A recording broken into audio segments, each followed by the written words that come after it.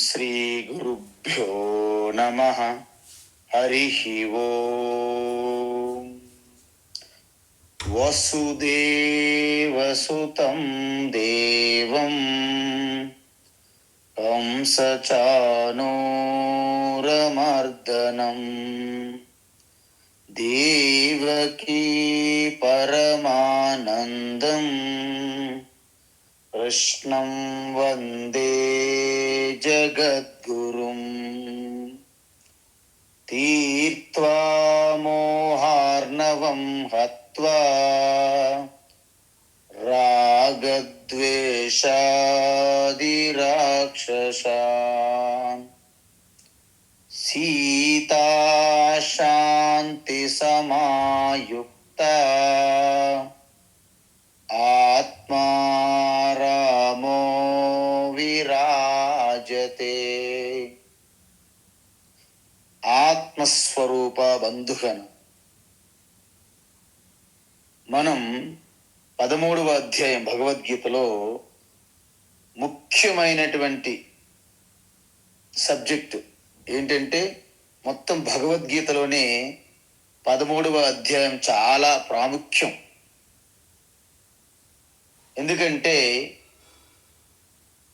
ఈ 13వ అధ్యాయం డైరెక్ట్గా బ్రహ్మ విద్య అంటే ఉపనిషత్తుల యొక్క ఆ జ్ఞానం ఏదైతే ఉందో డైరెక్ట్గా ఉపనిషత్తుల నుండి తీసుకొని భగవాన్ శ్రీకృష్ణ ఉపదేశించడం జరిగింది అర్జునునికి. ఇప్పుడు ఇది లాస్ట్ పోర్షన్, అంటే ఇక చివరి భాగం. ఏంట భాగం అంటే, ఎవరైతే ఈ విధమైనటువంటి వివేకముతో సాధన చేసి, ఏంటి సాధన అంటే క్షేత్రము క్షేత్రజ్ఞ ఈ రెండింటి యొక్క మధ్య ఉన్నటువంటి ఆ తేడా, ఆ భేదం గుర్తించాలి. అదేవిధంగా ఈ ప్రకృతికి అంటే మూల ప్రకృతి, త్రిగుణాత్మకమైనటువంటి ప్రకృతి, ప్రకృతి నుండి వచ్చినటువంటి కార్యములు అంటే మూల ప్రకృతి నుండి వచ్చినటువంటి సూక్ష్మ స్థూల పంచభూతములు కానీ, యావత్తు శరీరాలు, సూక్ష్మ స్థూల శరీరాలుగా ఉన్న ప్రాణులు, ఇవన్నీ కూడా మూల ప్రకృతి యొక్క కార్యములు అంటారు. అంటే మూల ప్రకృతికి, ప్రకృతి యొక్క కార్యములకు స్వతంత్రంగా ఉనికి లేదు. మరి మూల ప్రకృతికి, వాటి కార్యములకు ఉనికి ఎవరు? కేవలము క్షేత్రజ్ఞ లేదా పురుష. ఆ శుద్ధత చైతన్య పురుష, అది సత్యము. దాని నుండి ఉనికి అప్పు తీసుకుంటుంది ఎవరు? ప్రకృతి. అందుకే ఈ శరీరం, ఇంద్రియములు, మనస్సు, బుద్ధి వీటంతటికీ స్వతంత్రంగా ఉనికి లేదు. బల్బు, ఫిలమెంటు బల్బు, వాటికి స్వతంత్రంగా వెలిగే శక్తి లేదు. ఆ వెనక సూక్ష్మంగా ఉన్నటువంటి శక్తి, ఆ ఎలక్ట్రిసిటీ, కరెంటు, దాని వలనే బల్బుకి ఉనికి వస్తుంది, ప్రకాశించే ఆ సామర్థ్యం వస్తుంది. ఈ విధంగా ఎవరైతే తెలుసుకుంటారో వారు సర్వత్ర సమదర్శనం చూస్తారు. ఎందుకు? వారు ప్రకృతిలో వికారాలు, మార్పులు జరుగుతున్న కార్యాలను విడిచిపెట్టి తన అధిష్టానంగా ఉన్న ఉనికిని మాత్రమే దర్శిస్తారు. అన్ని ప్రాణుల యందు, అన్ని వస్తువుల యందు. కాబట్టి దానిని సర్వత్ర సమదర్శనం. సర్వత్ర అంటే అన్ని వస్తువుల యందు, అన్ని కాలముల యందు, అన్ని దేశముల యందు సమదర్శనం అంటారు. ఈ విధంగా మనము సమదర్శనం చూసాము.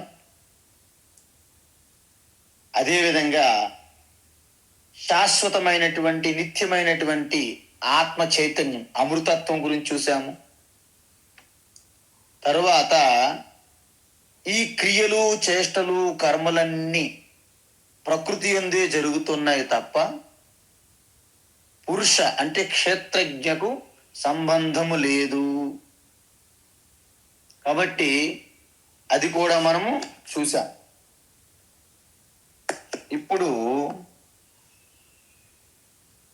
ఏం చేశాము? ప్రకృతి ఏవచ కర్మాని క్రియమానాని సర్వశః అంటే ప్రకృతి ఏవ అంటే ప్రకృతి మాత్రమే సకల కర్మలు ఈ క్రియలన్నిటికీ బాధ్యత వహిస్తున్నది.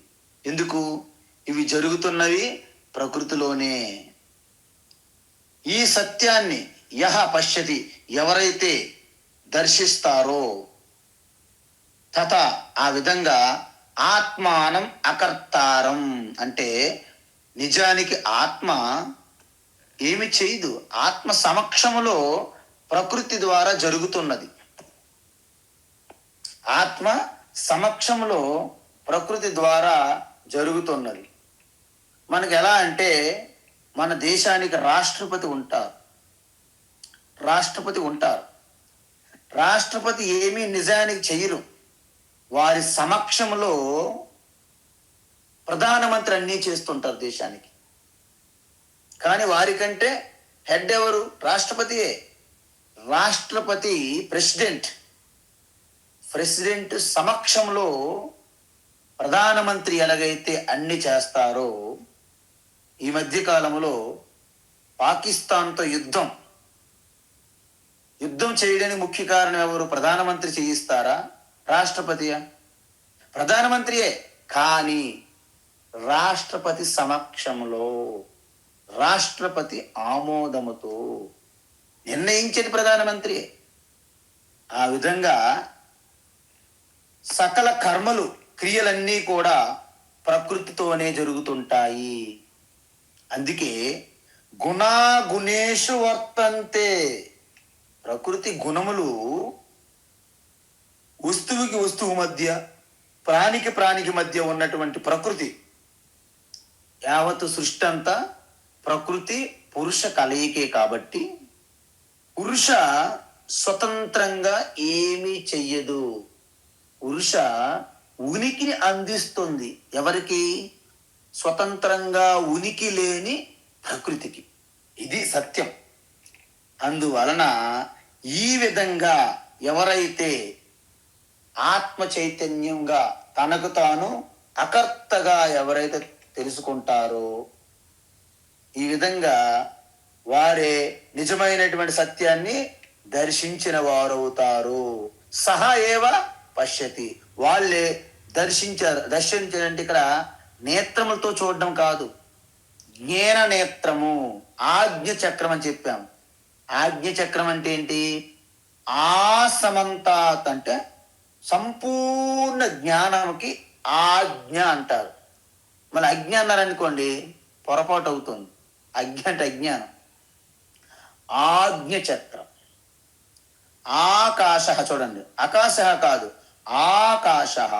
ఆ సమంతాత్ కాశతే ప్రకాశతే అంటే ఆకాశం అన్న పరమాత్మని అర్థం. కాబట్టి ఈ విధంగా ఆజ్ఞ అంటే జ్ఞాన నేత్రం ద్వారా తెలుసుకోవాలి.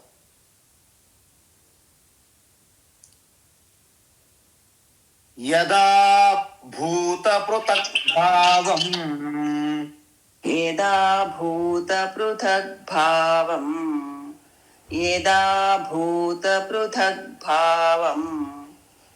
ఏకస్థమనుపశ్యతి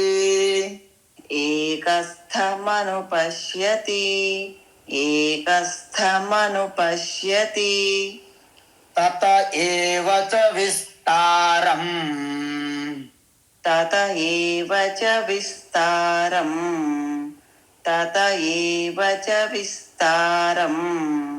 బ్రహ్మ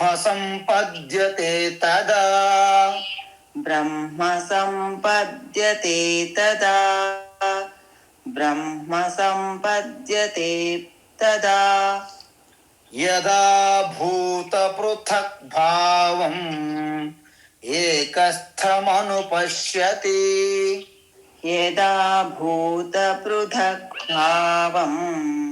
ఏకస్థమనుపశ్యతి. యదా భూతపృథగ్భావం ఏకస్థమనుపశ్యతి.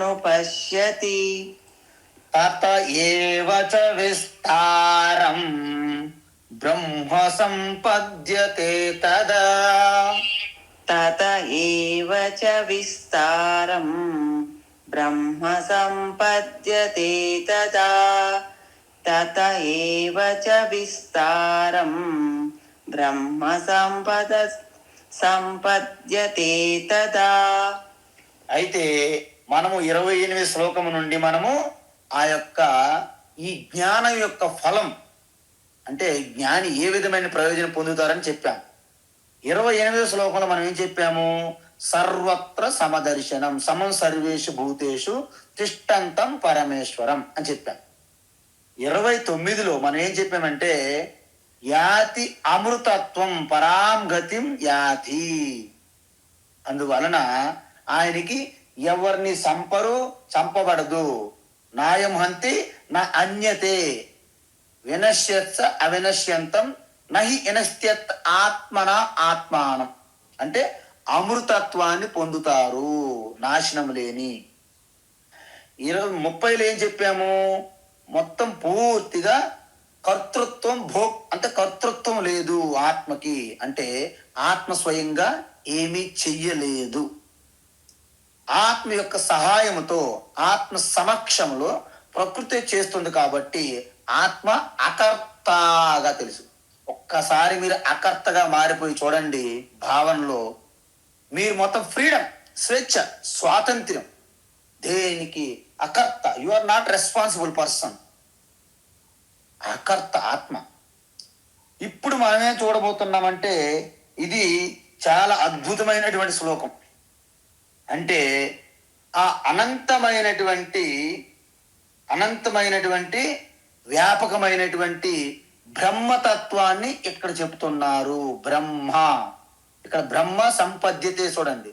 బ్రహ్మ 2వ లైన్లో బ్రహ్మ సంపద్యతే అంటే బ్రహ్మతత్వాన్ని పొందుతారు. ఏంట బ్రహ్మ అంటే బృహత్తమత్వాత్ బ్రహ్మ.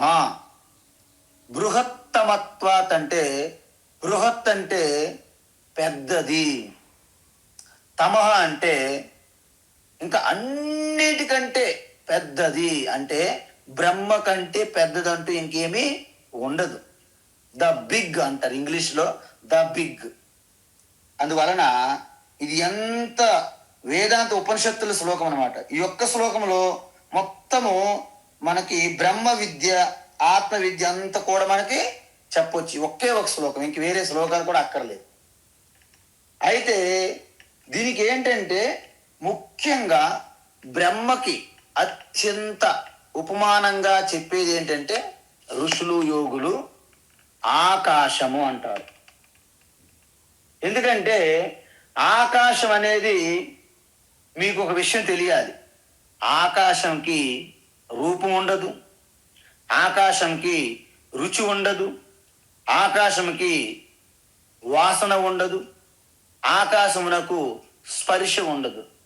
నిజానికి ఆకాశం మనము అనుమానం ద్వారా చెప్పాలి తప్ప ఆకాశం ఇంద్రియములకు అందదు. కాబట్టి ఇక్కడ మనము ఒక 4 గోడల గది కట్టామనుకోండి. అంటే 4 గోడలు లేపక ముందు అక్కడ ఏమున్నది? ఖాళీ ప్రదేశం, ఆకాశం. కానీ ఆకాశం ఉన్నట్లు మనకి తెలియదు. కానీ ఒక్కసారిగా మీరు 4 గోడలు లేపారనుకోండి, 4 గోడలు లేపారనుకోండి చుట్టూ, ఏమవుతుంది? మాకు స్పేస్ ఉన్నది. చూసారా? 4 గోడలు ఒక్కసారి మీరు లేపేసరికి మధ్యలో ఉన్న ఆకాశాన్ని మీరు గుర్తించగలిగారు. ఇప్పుడు చెప్పండి, ఆ ఒక్క గది అంటే ఒక అపార్ట్మెంట్ లేపామనుకుందాం. అంటే ఒక గదిలోనే ఆ ఖాళీ స్థలం ఉందా? అన్ని గదుల్లో కూడా ఉందా? అన్ని గదుల్లో కూడా ఆ ఖాళీ ఆకాశం ఉన్నది. ఇప్పుడు చెప్పండి, ఆకాశం అనేక గదుల్లో ఉన్న అనేక ఆకారాలు, ఎందుకంటే ఒకరు చతుర్భుజ ఆకారం, ఒకరు చతురస్రం ఆకారం, ఒకరు వృత్తంగా, ఒకరు పిరమిడ్గా కడతాం మనం గదులు. ఎన్ని ఆకారాల్లో ఉన్నా ఆకాశం అనేది ఎప్పటికీ మారదు, ఒక్కటి ఏకము. కానీ అక్కడ ఉన్న గదులేంటి? అనేకము. ఇప్పుడు చూడండి, గదులు అనేకము, వాటి ఆకారాలు అనేకము, కానీ ఆకాశం ఎప్పుడు ఏకమే. అదేవిధంగా ఆకాశం లోపలికి కేవలము గదుల్లోనే ఆకాశం ఉందా? బయట కూడా ఉందా? బయట ఉంది. అంటే ఆకాశము లోపల బయట రెండిట్లో ఉన్నది. రెండిట్లో ఉండడమే కాదు, మనం ఒక్కసారి బుద్ధి పెట్టి ఆలోచిస్తే ఆకాశం బయట లోపల కాదు, ఆకాశము లోపలే గదులు ఉన్నాయి. అవునా కాదా? ఆకాశము లోపలే గదులన్నీ ఆకాశంలోనే ఉన్నాయి. ఇది మీరు తెలుసుకుంటే మీరు ఎంత జ్ఞానం యొక్క నిష్ఠలోకి వెళ్ళారు చూడండి.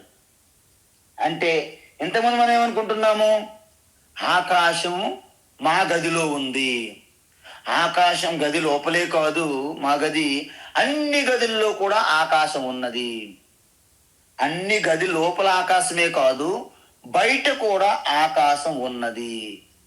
ఈ ఆకాశం ఖాళీ అనేది లోపల బయట మాత్రమే కాదు, వాస్తవానికి గదులన్నీ ఆకాశం లోపల ఉన్నాయి. ఇది తెలియాలి చివరికి. ఇప్పుడు చెప్పండి, ఆకాశం అనేది లోపల బయట అనేది లేకుండా ఆకాశంలో గదులన్నీ ఉన్నాయి కాబట్టి ఇప్పుడు గదులు కట్టక ముందు ఆకాశమే ఉంది, గదులు కట్టినప్పుడు ఆకాశమే ఉంది. సపోజ్ అది మీరు అక్రమ కట్టడం అని మన హైడ్రా వాళ్ళకు తెలిసింది అనుకోండి, వాళ్ళు బుల్డోజర్తో వస్తారు. బుల్డోజర్తో వచ్చి కూల్చివేశారనుకోండి, ఆకాశం ఏమైనా కూలిపోతుందా? ఏమీ కూలిపోదు.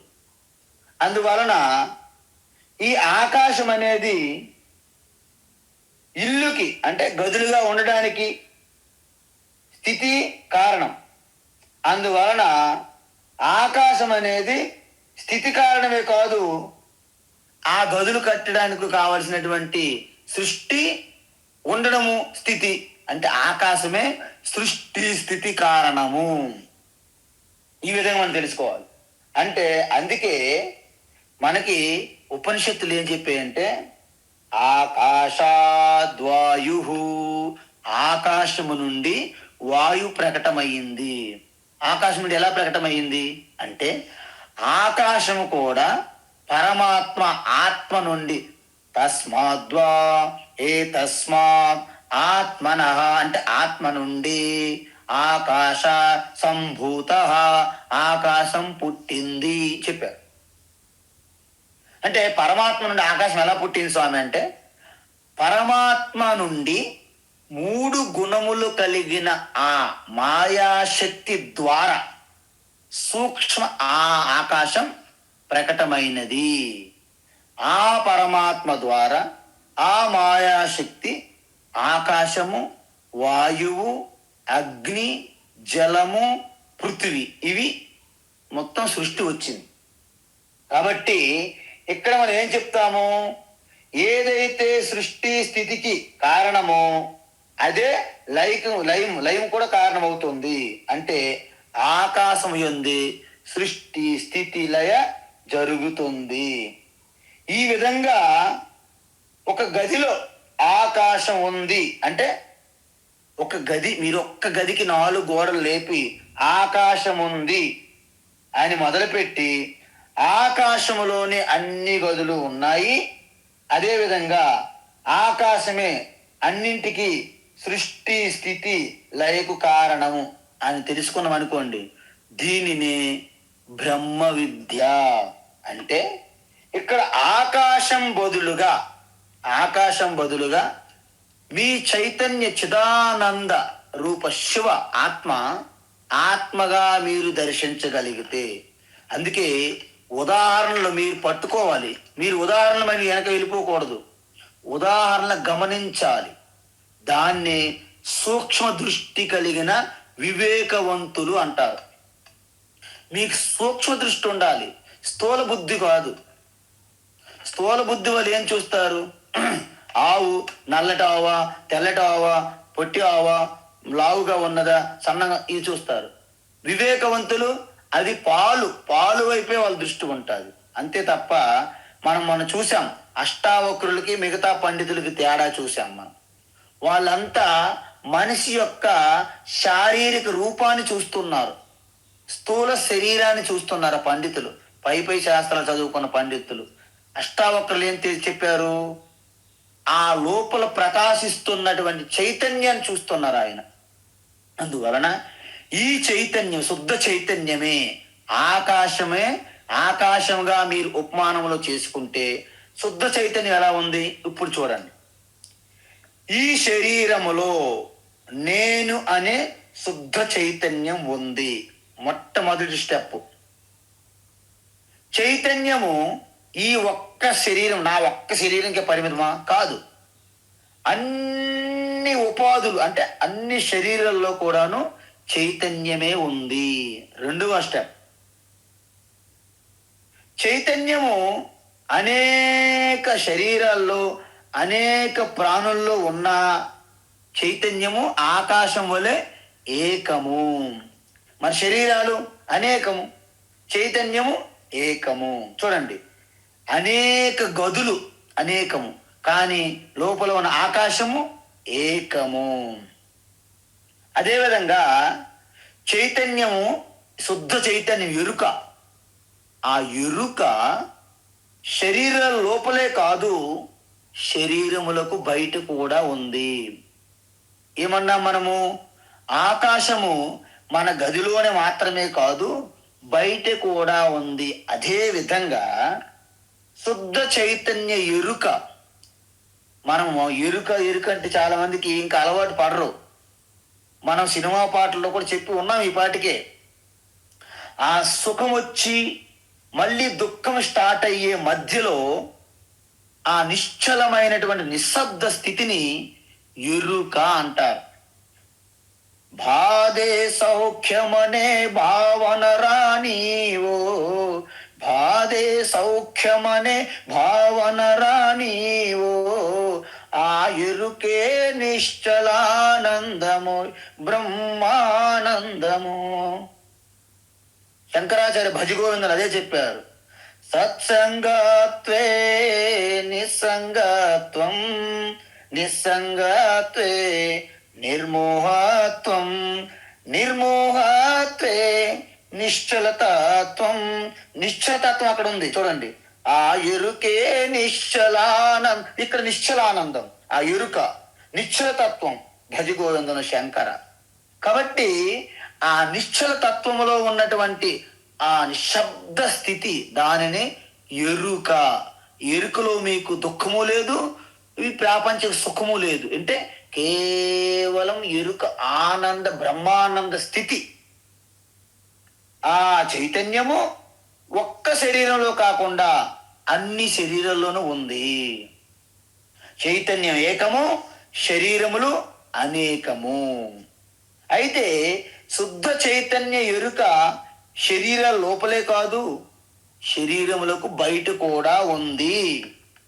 అంటే చైతన్యం శరీరం బయట లోపల మాత్రమే ఉందనుకుంటారా? అనుకుంటే తప్పు. ఎందుకు? మనకి గదిలో లోపల ఆకాశము బయట ఆకాశం ఉందనుకుంటే తప్పు. మరి ఏంటి నిజం? నిజానికి ఏమిటి నిజమంటే ఆకాశములో ఈ గదులు ఉన్నాయి, అది సత్యం. అంటే దాని ప్రకారంగా చూసుకుంటే నిజానికి శరీరం లోపల బయట అంటూ కాదు, శరీరములన్నీ చైతన్యములో ఉన్నాయి. ఇది అసలైనటువంటి తత్వం. మీరు జాగ్రత్తగా పట్టుకోవాలి. ఇది ఆకాశ ఉదాహరణ చాలా మంచి ఉదాహరణ బ్రహ్మ విద్య చెప్పడానికి. అందువలన చైతన్యం అనేది శరీరం బయట లోపల మాత్రమే కాదు, వాస్తవానికి యథార్థంగా అన్ని ఆకారాల నామరూపాల జగత్తు, ఈ పాంచభౌతికమైనటువంటి పంచభూతాత్మమైన జగత్తు చైతన్యములోనే ఉంది. అంటే అన్ని శరీరాలకి ఈ చైతన్యమే స్థితి కారణము, స్థితిగా ఉంచుతుంది. మరి చైతన్యమే స్థితి కారణమైతే సృష్టి కారణం ఎవరు? చైతన్యమే. చూసారా, ఏదైతే సృష్టి స్థితి అవుతుందో అదే చివరికి లయం అవుతుంది, లయ కారణము. ఇప్పుడు చూడండి, ఒక మట్టితో కుండ చేశాం అంటే మట్టి అనేది కుండకి సృష్టి కారణము. కుండగా ఉండి మనం నీళ్ళు తీసుకుని వాడుతున్నాం, దానికి అంటే సృష్టి స్థితికి కారణం ఏమిటి? మట్టియే. కుండ పగిలింది, మళ్ళీ చూర్ణమైంది అంటే మళ్ళీ ఏమైంది? మట్టే. అంటే సృష్టి స్థితి లయ కారణము.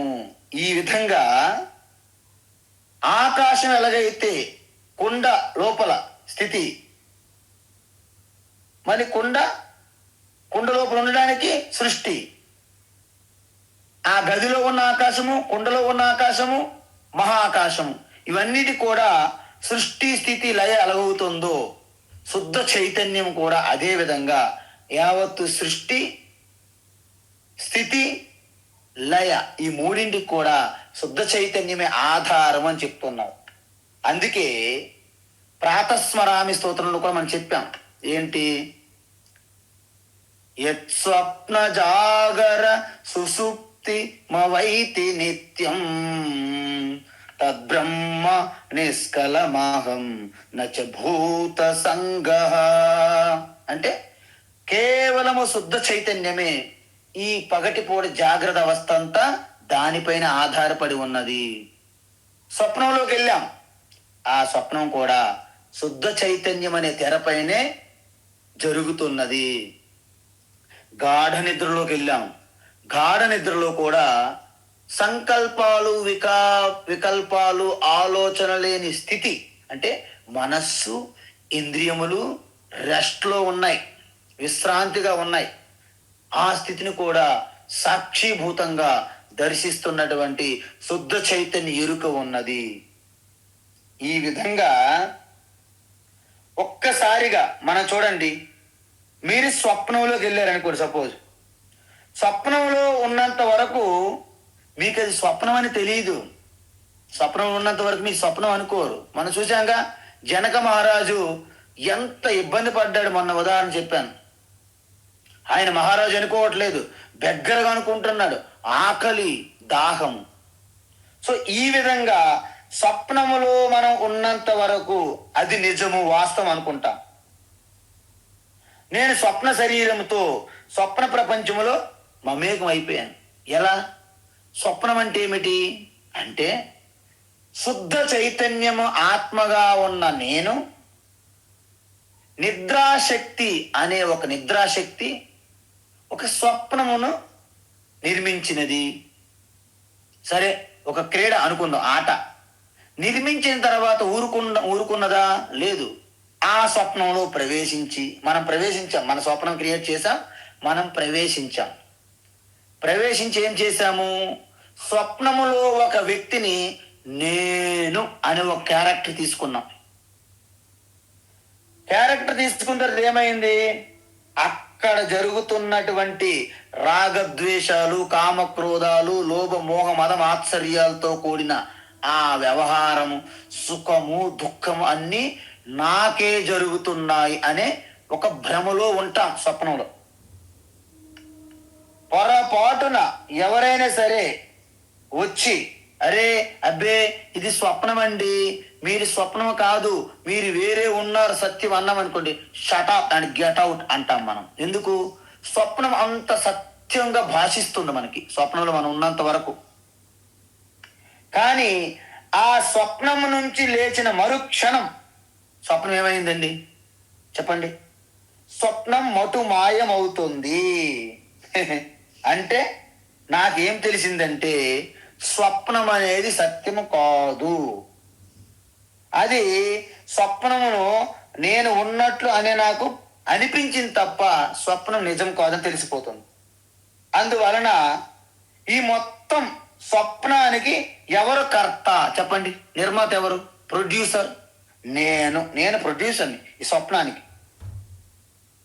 మొత్తం ప్రపంచము కూడా ఇదే విధంగా ఆత్మస్వరూపము మాయాశక్తి ద్వారా, అంటే మాయాశక్తి ద్వారా ఆత్మ ఈ ప్రపంచాన్ని క్రియేట్ చేసింది. ఇప్పుడు ఈ ప్రపంచములో నేను ఒక వ్యక్తిగా ఆల్రెడీ మమేకం చెందాను, ఐడెంటిఫై చేశాను. నేను పలాయన స్వామి. ఎప్పుడైతే నేను ఒకే వ్యక్తికి నేను మమేకం అయ్యానో, ఇక నాతో జరుగుతున్న వ్యవహారం అంతా యథార్థము, నిజము అనే భ్రమలో మనం ఉంటాము. ఎందుకు? మాయాశక్తి ద్వారా ఈ జగత్తు జాగ్రత్త ప్రపంచాన్ని క్రియేట్ చేసి అందులో ప్రవేశించి ఒక వ్యక్తిని నేను తాదాత్మ్యం చెందుతున్న నేను అని. అందువలన ఆ వ్యక్తి ద్వారా కలుగుతున్నటువంటి వ్యవహారం అంతా నాకే జరుగుతుంది అనే భ్రమలో ఉన్నాను. అందువలన స్వప్నం ఒకటి ఏంటి? ఎప్పుడైతే ఇంద్రియములు పని చేయకుండా మనస్సు ఒక్కటే కేవలము వాసనల ద్వారా, ఈ నిద్రాశక్తి ద్వారా స్వప్న ప్రపంచాన్ని క్రియేట్ చేస్తే, ఈ జాగ్రత్త అవస్థలో ఆత్మ మాయాశక్తి ద్వారా రెండో స్వప్నం క్రియేట్ చేస్తుంది. చూసారా? అది చిన్న స్వప్నము, ఇది దీర్ఘ స్వప్నం అన్నారు. అందుకే స్వామి శివానంద్ అంటారు, జగత్తు కల్పన. జగత్ అనేది ఒక కల్పన, జీవ అనేది ఇంకో కల్పన. జగత్ కల్పన, జీవ కల్పన, ఆదిశ కల్పన, దీర్ఘ స్వప్న అన్నారు. చూసారా? అంటే జగత్ అనే కల్పన, జీవ అనేది ఇంకో కల్పన, ఈ రెండు కలిపితే దీర్ఘ స్వప్నం అంటారు. అది లఘు స్వప్నం. మనం రాత్రిపూట నిద్రలో కన్నది లఘు చిన్న స్వప్నం అయితే, ఇది పెద్ద దీర్ఘ స్వప్నము. సో ఈ దీర్ఘ స్వప్నం, అందుకే ఉపనిషత్తులు ఏమంటాయంటే, మయ్యేవ సకలం జాతం మయి సర్వం ప్రతిష్ఠితం మయి సర్వం లయం యాతి తద్బ్రహ్మద్వయమస్మ్యహం. చూసారా? ఎలాగైతే మయ్యేవ సకలము జాతం, నేను నిద్రపోతున్నప్పుడు నా నుండే స్వప్నం పుట్టింది. మయ్యేవ సకలం జాతం, నా నుండే పుట్టింది. మయి సర్వం ప్రతిష్ఠితం, నాలోనే కొనసాగుతూ ఉంది. మయి సర్వం లయం యాతి, అంటే నేను మేల్కొన్నప్పుడు నాలోనే కలిసిపోయింది. ఇంతకీ నేనెవరు? అదే బ్రహ్మ, అహమస్మి, నేనే ఆ బ్రహ్మ అయి ఉన్నాను అంటున్నారు. అందువలన నాలోనే జగత్తు సృష్టి వచ్చింది, నాలోనే స్థితిగా ఉంది, నాలోనే లయం అవుతుంది. అంటే ఈ మూడింటికి ఎలాగైతే ఒక కెరటం ఉంది, కెరటం పుట్టింది ఇలాగా ఆ నీటి నుండి, ఆ డిస్టర్బెన్స్ నుండి కెరటం వచ్చింది. ఓ, ఆ కెరట సృష్టికర్త బ్రహ్మ. కెరటం కొంత సమయం ఇటు అటు కదులుతుంది కదా, అంటే ఆ స్థితిగా ఉన్నది కాబట్టి అప్పుడు విష్ణు దాన్ని రక్షిస్తున్నారు అంట. ఆ కెరటం కొంత సమయం అయిన తర్వాత మళ్ళీ సముద్రం నీటితోనే కలిసిపోతుంది. ఓకే, రుద్ర వచ్చి లయం చేశారు. చూసారా? బ్రహ్మ, విష్ణు, రుద్ర. ఆ విధంగా ఆత్మ సృష్టి చేసేటప్పుడు బ్రహ్మ అని, స్థితిగా ఉన్నప్పుడు విష్ణు అని, మళ్ళీ తనలోకి లయం చేసుకునేటప్పుడు రుద్ర అని పేర్లు పెట్టడం జరిగింది. అందువలన మనం పురాణాలలో చూసేటప్పుడు యథాతథంగా లిటరల్గా వారిని ముగ్గురు జెంటిల్మెన్గా తయారు చేసి వారికి 3 శక్తులతో వివాహం చేసి వారి 3 లోకాల్లో పెట్టి వారి మధ్య పోటాపోటీ పెడుతూ ఎవరు డామినేషన్ గేమ్ అని రకరకాల కట్టు బొట్టు జుట్టులను పడిపోయి ఇదంతా పోటీగా మార్చేశాం ఈ రిలీజియన్ అంతా. కాబట్టి వాస్తవానికి దీనికి ఆధారంలో నెమ్మదిగా సూక్ష్మంగా మెట్టు మెట్టు మెట్టు మెట్టు పైకి వెళ్తే అసలు సత్యం బోధపడుతుంది. అందువలన ఇక్కడ భగవాన్ ఏమంటున్నారు, భూత పృథగ్భావం ఏకస్తమను పశ్యతి. ఇక్కడ అనుపశ్యతి అనేది చాలా ఇంపార్టెంట్. ఎలా? మనకి శాస్త్ర దృష్టి కావాలి. శాస్త్ర దృష్టి అంటే శాస్త్రం యొక్క నేత్రం మనకు అవసరము. మనం 2 నేత్రములతో చూస్తున్నంత కూడా వికారము, మార్పులు, భిన్నమైన చిత్ర విచిత్రాలు చూస్తాం. కానీ ఏకస్థం అంటే ఒకే స్వరూపంగా శుద్ధ చైతన్య ఎరుకను దర్శించాలంటే అనుపశ్యతి.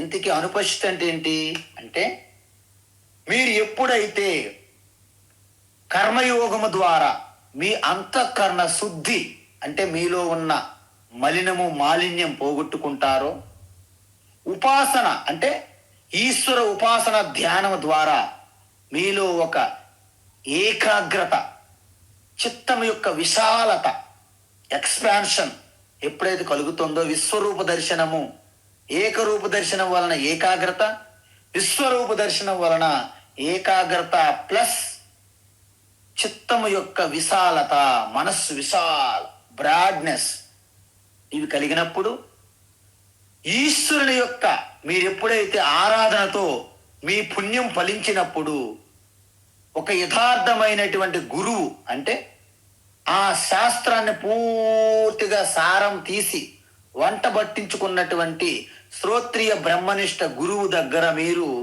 శ్రవణము చేస్తే, ఆ శ్రవణం తరువాత మీ సంశయాలన్నీ నివృత్తి చేసుకున్నటువంటి మననము ద్వారా నిరంతరము ఏ కార్యం చేస్తున్నా మీ దృష్టి అంతా కూడా ఆ ఆత్మయందు ఉంచి మీ కర్తవ్యాలు నిర్వర్తిస్తుంటే దాని నిధిధ్యాసనం అంటారు, ధ్యానం.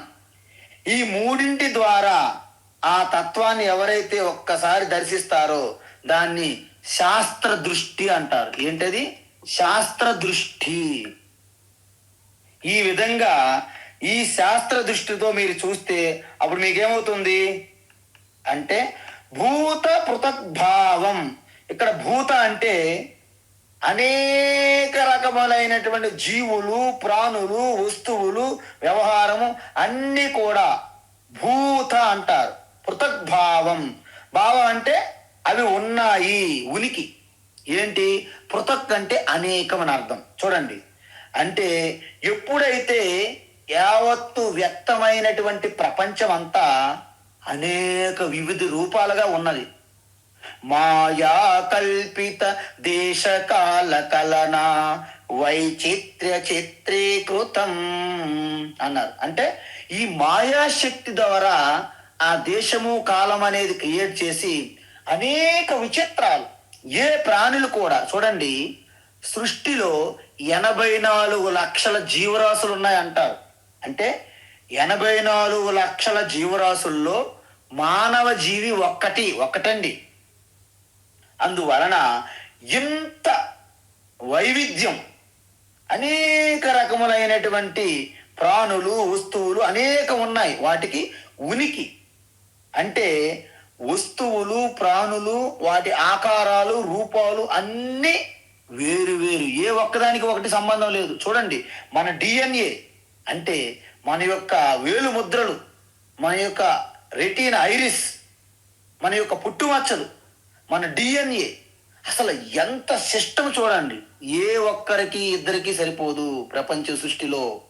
అంత వైవిధ్యము, అంత భిన్నంగా ఉన్నప్పటికీ అన్నింట్లో కూడా ఒక్కటే సమానంగా ఆ పూసల వెనక దారం వెళ్తున్నట్టుగా ఒక్కటి శుద్ధ చైతన్యం అనేది ఏకస్థం.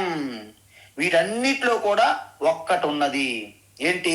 సర్వభూతస్థమాత్మానం. సర్వభూతస్థం అంటే అన్ని ప్రాణుల్లోనూ ఏకస్థం అనే ఆత్మ. సర్వభూతాని చ ఆత్మని. ఎందుకు? అన్ని ప్రాణులు కూడా ఆత్మలోనే ఉన్నాయి. అన్ని ప్రాణుల్లో ఆత్మ ఉన్నది. అన్ని గదుల్లో ఆకాశం ఉన్నది. గదులన్నీ ఆకాశంలోనే ఉన్నాయి. ఇది తత్వం. అందువలన ఈ విధమైనటువంటి భూత పృథగ్భావం అంటే వివిధ రూపాలుగా ఉన్నటువంటి ప్రాణులు వస్తువుల యొక్క వివిధ రూపాలన్నీ కూడా ఏకస్థం, ఒకే శుద్ధ చైతన్యం అనే ఉనికిలో ఉన్నాయి, ఉనికి ద్వారా అని అనుపశ్యతి. ఎవరైతే గురు శాస్త్రము ద్వారా తెలుసుకుంటారో, దర్శిస్తారో. ఏంటది? తత ఏవచ విస్తారం. విస్తారం అంటే సృష్టికి కారణం. సృష్టి కారణం అంటే సకల సృష్టి అంతటికి ఆ యొక్క ఏదైతే చైతన్యమో ఉనికి అది సృష్టి అవుతుంది. దేని సృష్టి? వివిధ రూపాలైనటువంటి యావత్ ప్రపంచానికి సృష్టి కారణము. దేని నుంచి అయితే ఇవన్నీ వచ్చాయో తత ఏవ, అదే ఆత్మ నుండి, పరమాత్మ ఆత్మ ఎరుకు నుండి వచ్చాయి.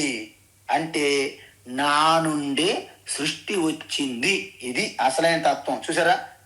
ఇవన్నీ కూడా దేని నుండి అయితే వచ్చాయో అదే ఆత్మ. ఆత్మ అంటే వ్యాపించి ఉన్నదని అర్థం.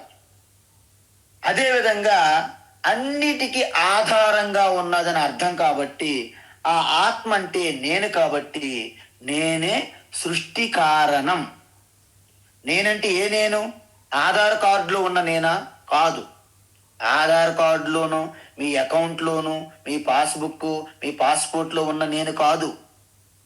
శుద్ధ చైతన్య ఎరుక యందు ఏమీ భిన్నమేమి లేవు. అందువలన నేనే సృష్టికి స్థితికి కారణం. అంటే ఎలాగైతే స్వప్న ప్రపంచం నా నుండే వచ్చి నాలో ఉంటూ నాలో కలిసిపోయిందో, యావత్ ప్రపంచం అంతా కూడా నా నుండే వచ్చి నాలోనే ఉంటూ నాలోనే లయమవుతుంది. చివరికి ఏం మిగులుతుంది? కేవలము శేషం. తదేకో వశిష్ట శివ కేవలోహం కరారవిందేన పదారవిందం ముఖారవిందే వినివేశయంతం వటస్య పత్రస్య పుటేశయనం బాలం ముకుందం మనసా స్మరామి. చూసారా? యావత్ సృష్టి అంతా ప్రళయంలో మునిగిపోయినప్పటికీ శేషంగా ఆ యొక్క ఆదిశేషం దానిపైన ఆ యొక్క పరమాత్మ ఎలాగైతే ఒక్కటి మిగిలి ఉంటుందో ఆ యొక్క వటపత్రము, ఆ మర్రి చెట్టు అనే ఆ సంసార వృక్షం యొక్క పత్రము ఉందో అంత ప్రళయములో కూడా ఆ బాలముకుందం అనే పరమాత్మ ఒక్కటి శేషంగా ఉంటుంది. వితౌట్ సెకండ్, రెండోది లేనిది. అందువలన ఏకస్థం అంటే స్థితి కారణం, విస్తారం అంటే సృష్టి కారణం అండి. మొత్తం విస్తరించి సృష్టి అంతా కూడా పరమాత్మ యందు ప్రకటమైంది. ఏకస్థం అన్నిటికీ ఈ యొక్క పూసలన్నీ కూడా దారంతోనే నిలిచి ఉన్నాయి అనే మయి సర్వమిదం ప్రోతం సూత్రే మణిగణాయివ 7వ అధ్యాయం చెప్పారు భగవాన్. ఆ విధంగా ఈ యొక్క ఏకస్థం అంటే స్థితి కారణము, విస్తారం అంటే సృష్టి కారణం, ఇక మిగిలింది ఏంటి? లయ కారణము. అంటే ఈ విధంగా సృష్టి స్థితి లయ నాలోనే అంటే నేనేను ఆత్మ పరమాత్మ. आवो महादेव दर्शन दीजो तुम हो जगत के दाता। आवो महादुर्गा दर्शन दीजो तुम हो जगत के माता। तुम ही हो सरस्वती तुम ही हो लक्ष्मी तुम हो पार्वती रूपा। आवो महादेव दर्शन दीजो तुम हो जगत के दाता। तुम ही हो ब्रह्मा तुम ही हो विष्णु तुम हो शंकर रूपा। सृष्टि स्थिति लय स्वरूप तुम हो अनादि। చూసారా, అనాది ఆది లేదు అంతం లేదు, కానీ సృష్టి స్థితి లయ అంటున్నాం. అంటే ఈ స్వప్నము, జాగ్రత్త, గాఢ నిద్ర అని ఏదైతే అంటున్నామో ఈ మూడు కూడా వచ్చిపోతున్నాయి. ఎవరి యందు వచ్చిపోతున్నాయి? నా యందు. ఇంతకీ నేనంటే ఎవరు? సుబ్బారావు, అప్పారావు, రామారావు కాదు. శుద్ధ చైతన్య చిదానంద రూప శివ. అందువలన ఈ విధంగా అంటే నా హృదయ లోతుల నుంచి నా శుద్ధ చైతన్యం నేనే యావత్తు సృష్టికి, సృష్టి స్థితి లయ కారణము. అందుకే మనకి ప్రాతస్మరణలు ఏం చెప్పారు? ప్రాతస్మరామి హృది సంస్ఫురదాత్మతత్వం సచ్చేత్ సుఖం పరమహంస గతిం తురీయం యత్స్వప్న జాగర సుసుప్తిమవైతి నిత్యం తద్బ్రహ్మ. అదే బ్రహ్మ. అంతే తప్ప ఈ భాగాలుగా ఉన్నటువంటి, ఈ పాంచభౌతికంగా ఉన్నటువంటి ఈ అవయవాలుగా ఉన్నది ఏమిటి కాదు. ఆ యొక్క సర్వవ్యాపకంగా, నిర్గుణంగా, నిర్వికారణంగా, అసంగంగా ఉన్నటువంటి ఆ చైతన్య ఎరుకయే బ్రహ్మ. అందువలన తదా అప్పుడు ఏమవుతుంది? అహం బ్రహ్మాస్మి అని డౌట్ ఉండదు, భయం ఉండదు. ఈ తత్వ రహస్యం తెలుసుకోకుండా శివోహం శివోహం అని వెళ్ళామనుకుని బయట, అహం శివోహం, నేనే శివ, అహం బ్రహ్మాస్మి, అహం బ్రహ్మాస్మి, ఈ సినిమాల్లో సీరియల్లో చెప్పినట్టు మీరు అలాగ చెప్పారనుకోండి, చాలా ప్రమాదం. ఇది మన హృదయ లోతుల నుంచి, ఇది నా సత్యము, నేను ఈ యొక్క క్యారెక్టర్ కాస్ట్యూమ్ ధరించి ఈ వ్యవహారంలో దిగాను, ఈ కుటుంబంలో దిగాను, కొడుకుగా, భర్తగా, తండ్రిగా, తాతగా, అదేవిధంగా విద్యార్థిగా, అదేవిధంగా టీచర్గా, ప్రొఫెసర్గా, డాక్టర్, ఇంజనీర్గా, ఇవన్నీ కూడా పాత్రలు మారుతూ ఉన్నాయి. శుద్ధ చైతన్యం అనే నేను ఎరుక ఎల్లప్పుడూ మీ యొక్క భావనలో ఉండాలి. అయితే ఏమవుతుంది? బ్రహ్మ సంపద్యతే తదా అంటే అటువంటి జ్ఞానులు బ్రహ్మస్వరూపంలోనే ఉంటారు, అంటే బ్రహ్మను పొందుతారు అని అర్థం. అందువలన మనకి ఉపనిషత్తులు ఏం చెప్తున్నారు అంటే, మీరు ప్రతి రూపంలో కూడా, మారుతున్నటువంటి ప్రతి రూపంలో కూడా ఆ యొక్క మారని యొక్క సాక్ష్యం దర్శించండి అని చెప్తున్నది. అందువలన అభయం ప్రతిష్ట విందతే. భయం ఎప్పుడు వస్తుంది తెలుసండి? ద్వితీయాద్వై భయం భవతి. నాకంటే రెండవ వాడు ఉన్నాడు అనగానే మనకు భయం మొదలవుతుంది. అప్పుడే సృష్టి ఆరంభములో హిరణ్య గర్భ వ్యక్తమైనట్లు చెప్తారు ఉపనిషత్తులు. ఆయన చూస్తాడు, భయపడతాడు, అమ్మో భయం, ఒంటరి ఒంటరి భయం, ఏకాకి నరమతే, నాకు తోడు లేదు భయం అంటాడు. అప్పుడు ఒక్కసారి కూర్చొని ధ్యానం చేస్తాడు, మెడిటేషన్, కంటంప్లేషన్, నిధిధ్యాసనం. అవును, నాకంటే రెండోది లేదు కదా, నీ ఎవరిని చూసి భయపడాలి? దేనికి భయపడాలి?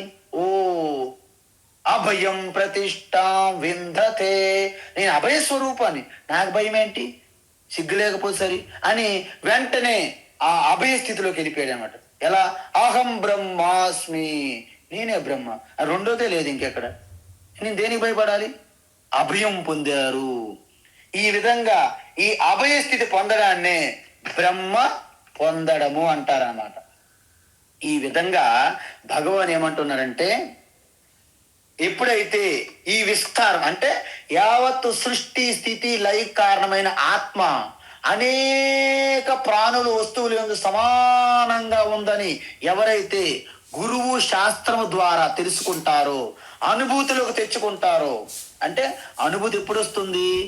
మనకు మొట్టమొదటిసారిగా మన యోగ్యత తెచ్చుకోవాలి కర్మయోగం ద్వారా, ఉపాసన ద్వారా మీరు మరింత ఏకాగ్రత, ఆ యొక్క విశాలత పొందాలి.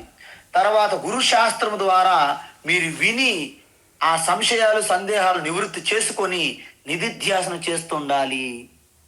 పంచదార బెల్లం ఉన్నదని సంబరపడిపోకూడదు. టీ చేసాము, పంచదార ఉన్నది, సరే పంచదార వేసాము, గ్లాస్ అడుగు భాగంలో ఉన్నది, మీకు టీ ఇప్పటికీ చప్పగానే ఉంటుంది, దాన్ని స్పూన్తో కలపాలి. అందువలన జ్ఞానం, సమాచారం అంతా మన బ్రెయిన్ సెల్లో పెట్టుకున్నంత మాత్రాన మనమేదో ఇది మనము ఈ ఇంటర్వ్యూల్లో క్వశ్చన్ అండ్ ఆన్సర్ చెప్పడము, తర్వాత కౌన్ బనేగా కరోడుపతి అలాంటి క్విజ్ల్లో పనికొస్తాయి తప్ప మీకేమీ ఉపయోగపడదు. వాగ్వైఖరి శబ్దజరీ శాస్త్ర వ్యాఖ్యాన కౌశలం వైదుష్యాం విదుషాం తద్వత్ భుక్తియే నతు ముక్తయే అని శంకరాచార్య అన్నారు. అనేక సమాచారాలు చెప్పి అవధానులుగా ప్రవచనలుగా పెద్ద పెద్ద ఏదో మంచి క్వశ్చన్లు పెద్ద లాజిక్ గా పెద్ద వాళ్ళే ప్రకటించుకొని ఇంటర్వ్యూలు చెప్పి వాళ్ళందరూ ప్రకటించుకుంటారు. కానీ వాళ్ళందరూ కూడా భుక్తికే గాని అందులో ముక్తి లేదు అని శంకరాచార్య చెప్పారు. వీణాయా రూప సౌందర్యం తంత్రివాదన సౌష్ఠవం ప్రజారంజన మాత్రం తత్ భుక్తియే నతు ముక్తయే. పెద్ద వీణ తెచ్చారు, లేకపోతే సితార, లేకపోతే వీణ, ఏదో ఒకటి కీబోర్డ్, పెద్ద స్టేజ్ మీద డ్యాన్స్ చేసి మరీ వాయించేస్తున్నాడు, కింద మీద ఊగిపోయి ప్రజలందరూ క్లాప్స్ విజల్స్. 1 గంట పాటు ప్రోగ్రాం అయ్యింది. తర్వాత ఎవరైనా డబ్బులు ఇస్తారని వెతుక్కుంటాడు.